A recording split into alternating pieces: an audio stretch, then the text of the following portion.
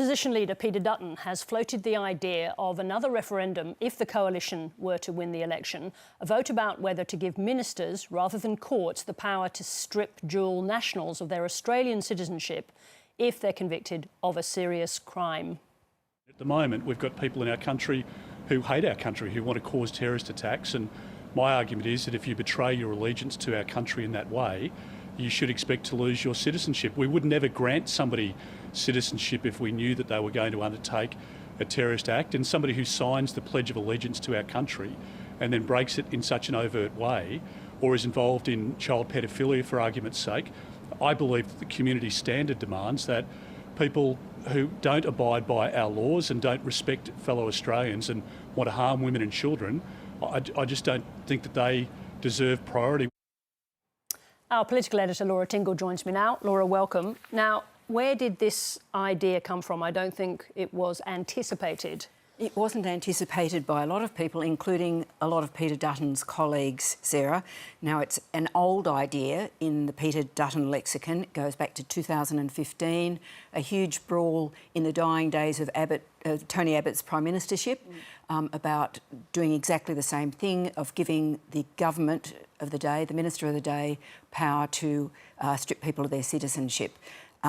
Where it has come from is not entirely clear. Peter Dutton was asked about this in Adelaide last month and was riffing on it.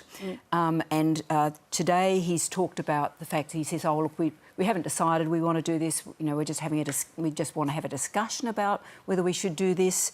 But by this afternoon in Perth, he was saying we will be seeking a mandate from Australians at the next election to keep our country safe. Now, all his language has a real Trumpian feeling to it. So he's under pressure now. His lead in the polls has started to erode. He's been making some errors, as is perceived by both sides of politics. His colleagues are concerned that they're losing the oxygen out of their campaign because the election's been delayed. But I think it's important, Sarah, to understand what this is actually about. The Constitution says that only the courts can impose penalties and fines on people. There were several attempts at giving legislative powers to the minister or the government of the day, the executive, to be able to do that. The High Court has knocked those off repeatedly, notably in that 2022 case that led to a lot of people having their citizenship restored and being released from detention. So I think it's such a fundamental principle of the Constitution that it's the courts who have to decide these things. Peter Dutton is proposing that we change the Constitution to give the executive an extraordinary level of power relative to the courts, which is really fundamental. And it's coming, of course, at the time when Donald Trump is basically defying the courts in deporting all those people to El Salvador,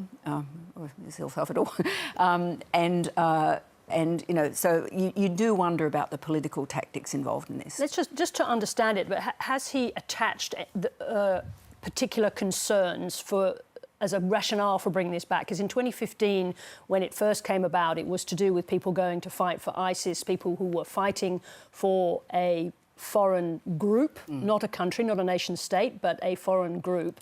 It came out of the desire to stop people being able to do that and retain their citizenship. This time round, has he attached it to a particular concern? Yes, and of course it was prospective then, you know, if you were just worried about it. And they did make it something where you would have had to have been convicted by the courts.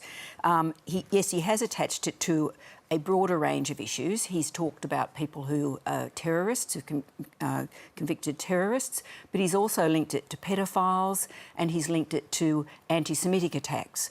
Now, I don't know how, I'm not a lawyer, but how you would codify that is not clear to me. But would it just be something where the executive of the day decided, well, this is an issue where we think people should lose their citizenship? I'd point out that about a third of Australians have dual citizenship. So while they may not be planning any terror attacks or anything, they've got a pretty big interest in this. So he has linked it to that, to the whole debate about anti-Semitism quite explicitly. But, you know, and he's talked about foreign nationals, but it's not clear, you know, foreign nationals, citizens, you know, it's a very vague idea. And and his colleagues are appalled about this, not just because there's been no process in it, but because they just think that this will just go down like the proverbial cup of cold sick with voters. And once again, it also feeds into this picture that's emerged of Peter Dutton in the last couple of weeks of floating an idea. There was some talk about tax cuts that was raised yesterday, and then they withdrew that. It's sounding really much like policy on the run, and that's making his colleagues very nervous. We're only maybe a week from the election being called, and Peter Dutton's still saying, don't worry, we'll announce our policies in the election campaign. Laura Tingle, thank you very much indeed for coming in to explain today's events. Thank you. Thanks, Sarah.